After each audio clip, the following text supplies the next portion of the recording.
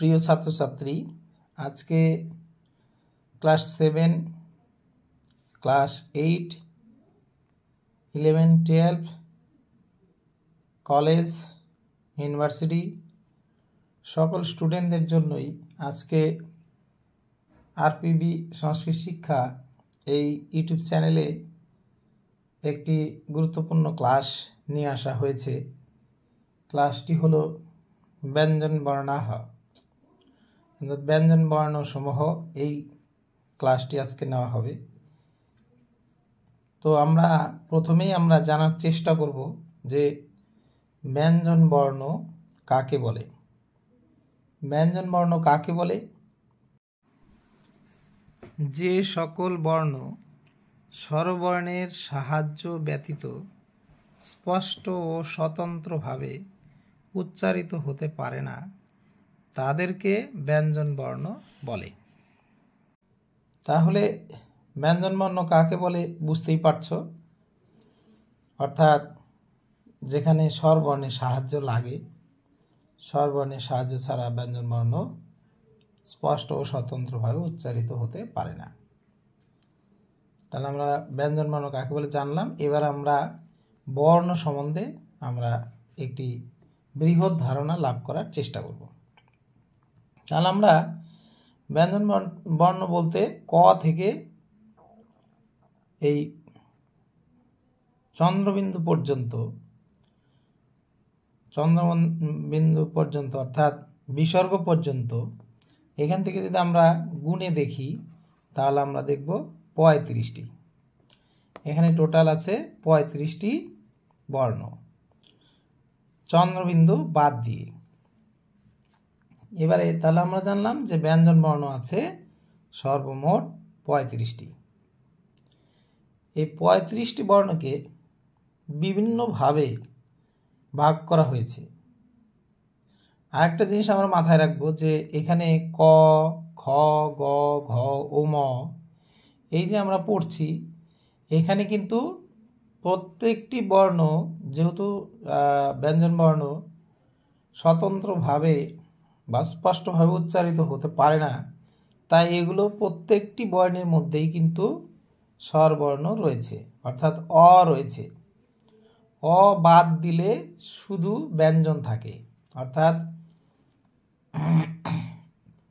মানে ব্যঞ্জন বর্ণের যে অ্যাকচুয়াল রূপ সেই রূপ পাওয়া যায়।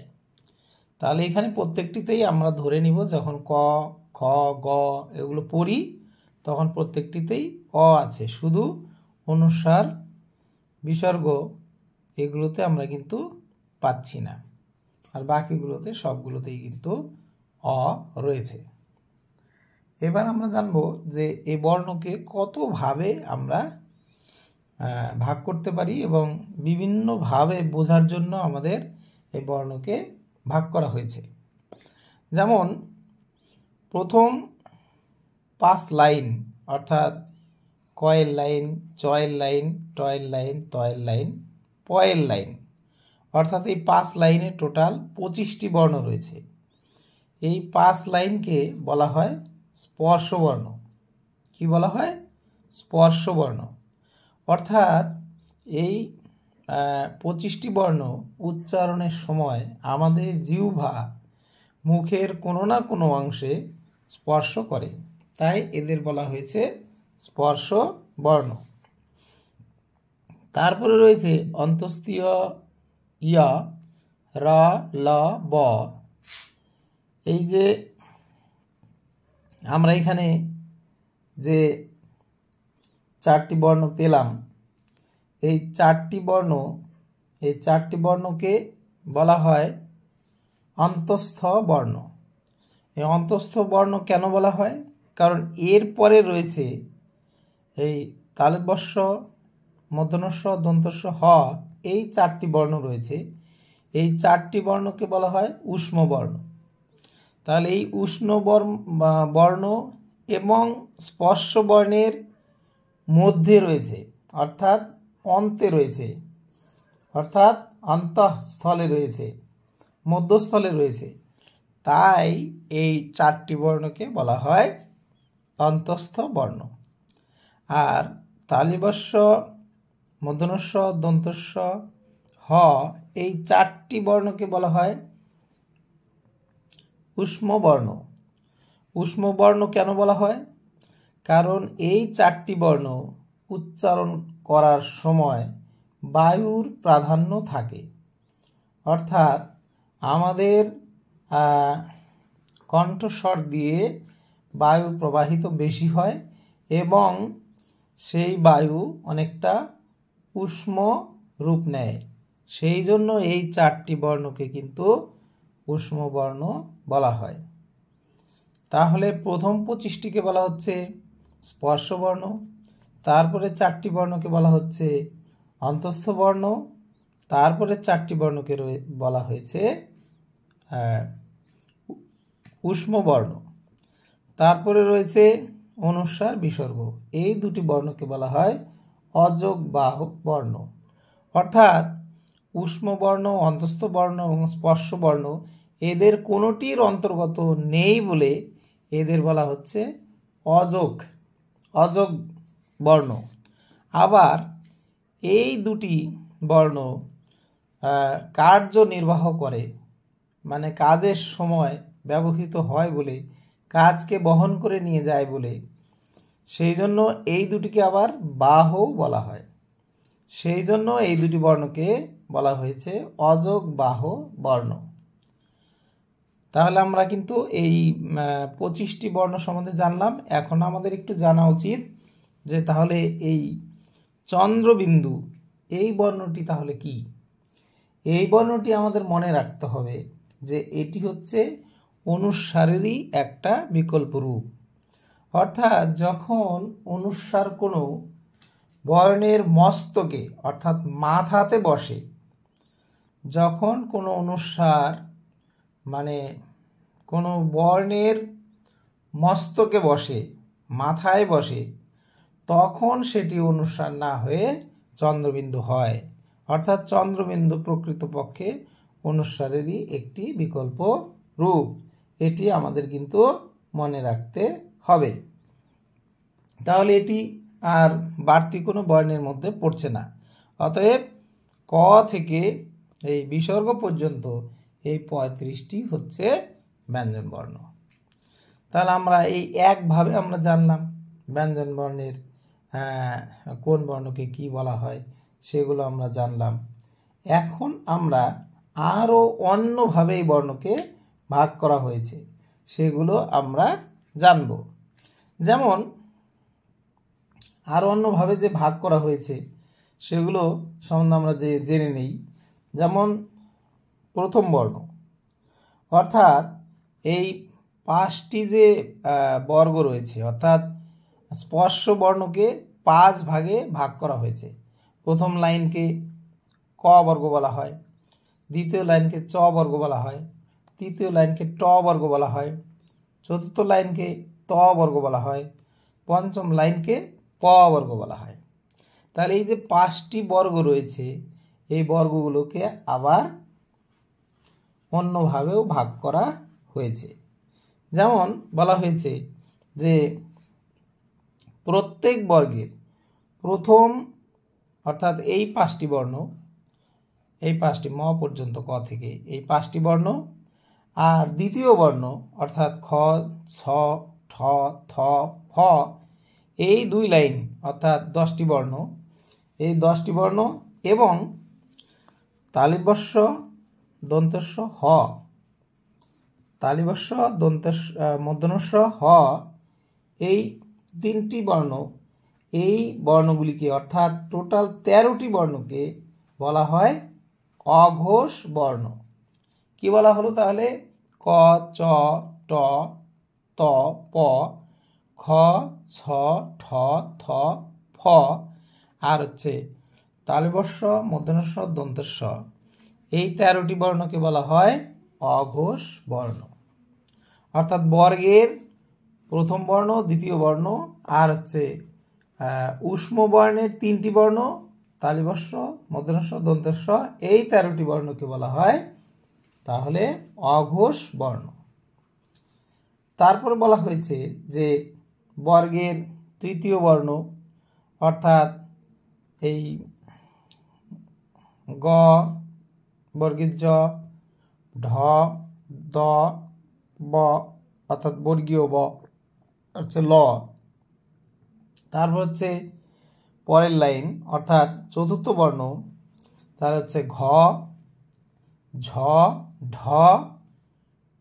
ধ, ভ আর হচ্ছে অন্তস্থ ব, এই কয়েকটি বর্ণ।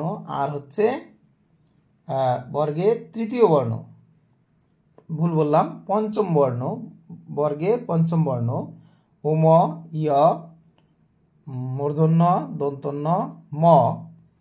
তাহলে এই 15টি বর্ণ, তাহলে এই 15টি বর্ণ তার সঙ্গে রয়েছে হচ্ছে অন্তস্থ বর্ণ অর্থাৎ ইয়া, র, ল, ব, এই 4টি বর্ণ। তাহলে কতগুলো বর্ণ হলো? টোটাল হচ্ছে আমাদের এখানে আমরা পাচ্ছি 3 লাইনে আছে 15টি বর্ণ, আর এখানে হচ্ছে 4টি বর্ণ, তাহলে টোটাল 19টি বর্ণ। এই 19টি বর্ণকে বলা হয় ঘোষ বর্ণ। কি বলা হয়? ঘোষ বর্ণ। তাহলে আমরা কি জানলাম? তাহলে কোনগুলোকে বলা হয় অঘোষ বর্ণ, আর ঘোষ বর্ণ কোনগুলোকে বলা হয় সেটি কিন্তু আমরা জানলাম।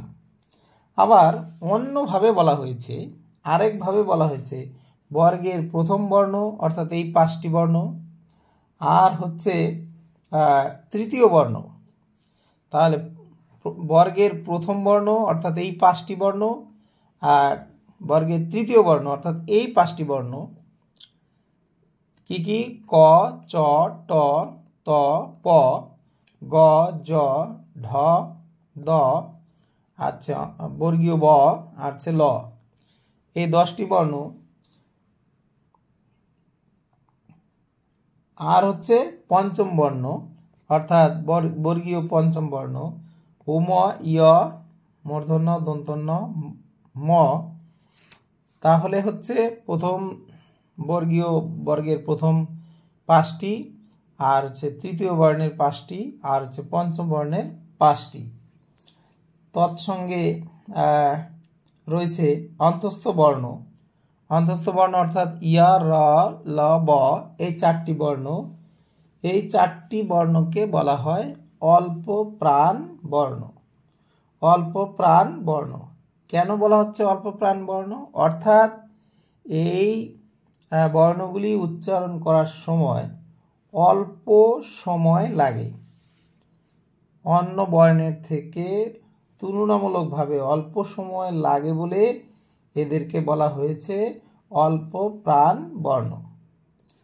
আর তাহলে বাকি যে বর্ণগুলো রয়েছে অর্থাৎ বর্গীয় দ্বিতীয় বর্ণ অর্থাৎ খ, ছ, ঠ, থ, প, আর হচ্ছে চতুর্থ বর্ণ অর্থাৎ ঘ, ঝ, ঢ, ধ আর হচ্ছে ভ, এই 10টি বর্ণ।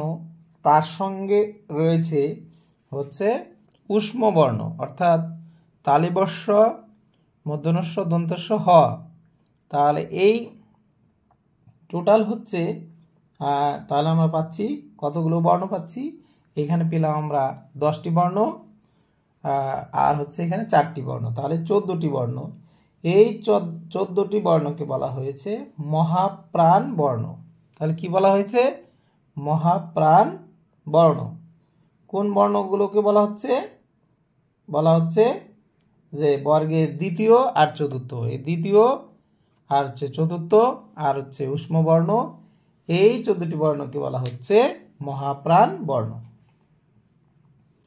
তাহলে আমরা কিন্তু এই বর্ণ সম্বন্ধে একটা বিশাল একটা ধারণা লাভ করলাম।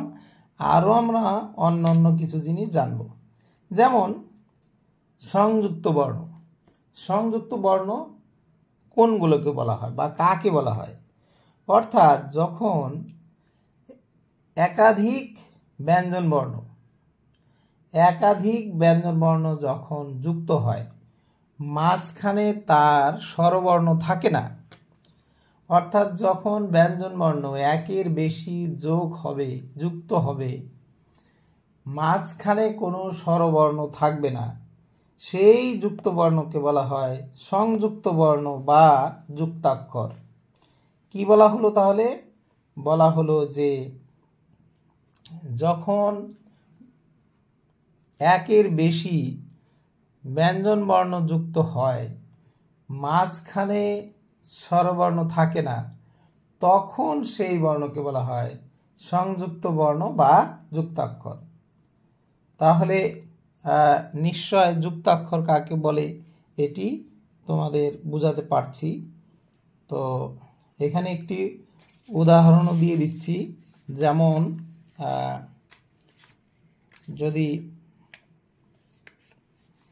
আমরা যদি লিখি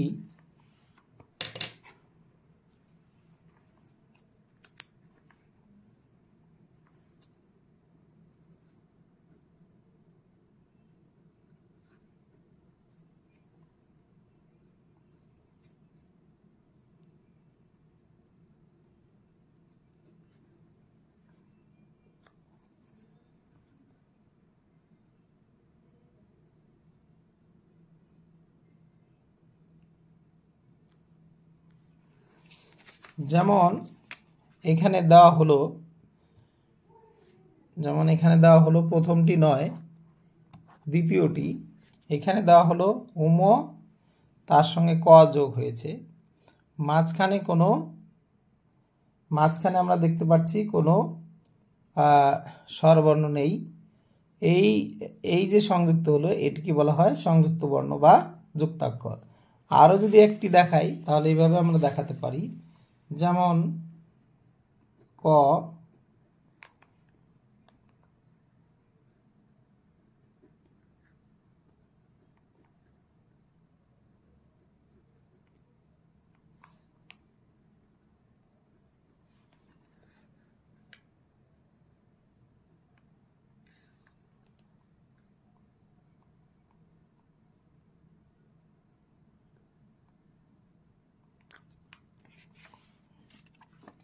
যেমন এই শেষে একটি বর্ণ রয়েছে ক, তার সঙ্গে যোগ মূর্ধন্য ষ প্লাস ম সমান সমান আমরা কি লিখলাম?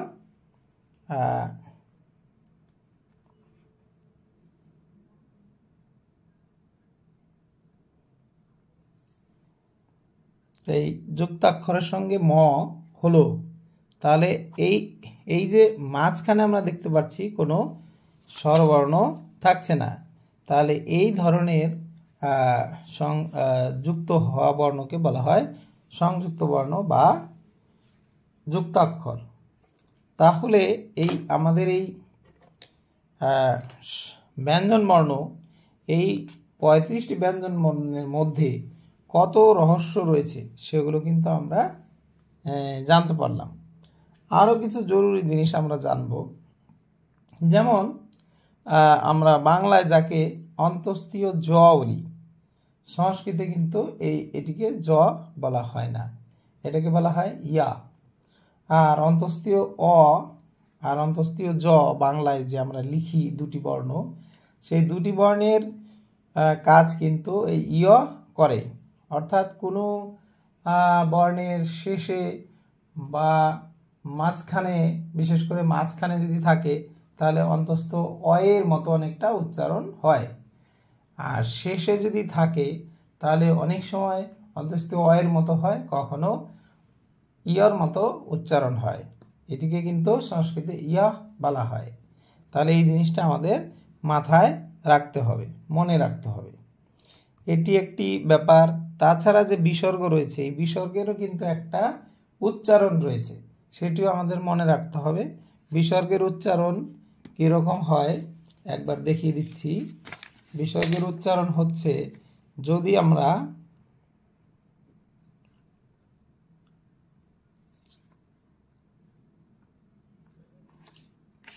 এখানে দেখানো হলো যে আমরা হয় হসন্ত দিলে যেমন উচ্চারণ হয়, বিসর্গের উচ্চারণ কিন্তু ঠিক সেরকম হবে, অর্থাৎ হ। তাহলে এরকম উচ্চারণ হবে। অর্থাৎ আমরা যে বর্ণের শেষে বিসর্গ থাকবে তার শেষে হ এরকম উচ্চারণ করব, কিংবা একটু জোরে উচ্চারণ করব। তাহলেই কিন্তু বিসর্গের উচ্চারণ হবে। বিসর্গের উচ্চারণ করে যদি আমরা পড়ি তাহলে কিন্তু আমাদের আর জোর করে কোথায় বিসর্গ হবে কোথায় হবে না এই বিষয় কিন্তু মনে রাখার দরকার হবে না। অতএব উচ্চারণ আমাদের যদি ঠিক হয় তাহলে কিন্তু কোথায় কোথায় বিসর্গ হচ্ছে সেগুলো কিন্তু আমাদের মাথায় থাকবে। এটি একটা ব্যাপার গেল। আর একটা ব্যাপার আমরা মনে রাখব যে যখন কোনো আমরা বাক্য লিখব তখন বাক্যের সময়ে আমাদের মনে রাখতে হবে কখনো আমরা ময় হসন্ত লিখি, কখনো আবার অনুস্বার দিই। এই অনুস্বার আর ময় হসন্ত কোথায় হয় তোমাদের একটি সেন্টেন্সের মাধ্যমে বা বাক্যের মাধ্যমে দেখানো হচ্ছে। যেমন দেখানো হচ্ছে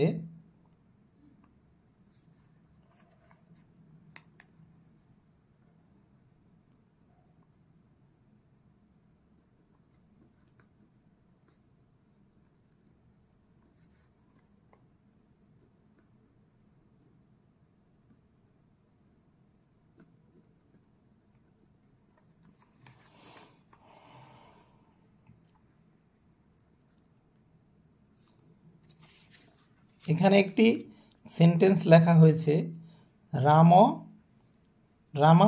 বিদ্যালয়ং গচ্ছতি। এই রামঃ বিদ্যালয়ং গচ্ছতি এখানে আমরা অনুস্বার দিয়েছি।